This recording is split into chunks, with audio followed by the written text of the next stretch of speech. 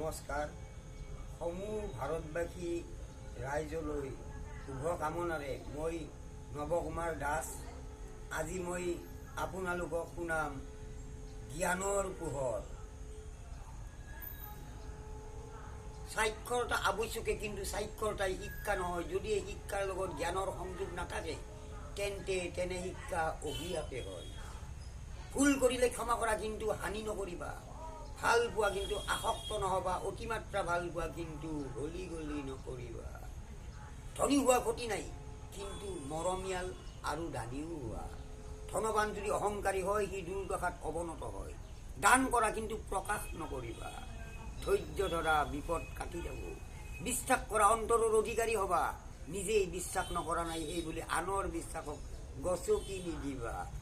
সৰল হোৱা, কিন্তু বুৰ্বক নহবা। মৰমীয়াল হোৱা, কিন্তু হৃদয়খন দুৰ্বল কৰি নিদিবা। সাধু নাসাজিবা, সাধু হবলৈ চেষ্টা কৰা। ভগৱানক প্ৰাৰ্থনা নকৰিলে নাই, কিন্তু অৱমাননা নকৰিবা। সেইজন মানুহক ভয় কৰিবা যিয়ে ভগৱানক বিশ্বাস নকৰে। বুধিয়ক মানুহবোৰ ভাল, কিন্তু উত্তম নহয়। কথা কওঁতে বিচাৰ বিবেচনা কৰা, কিন্তু কৈ বিমুখ নহবা। আনৰ হিত চিন্তা কৰা, কিন্তু অহিত চিন্তাই বা। ধন্যবাদ।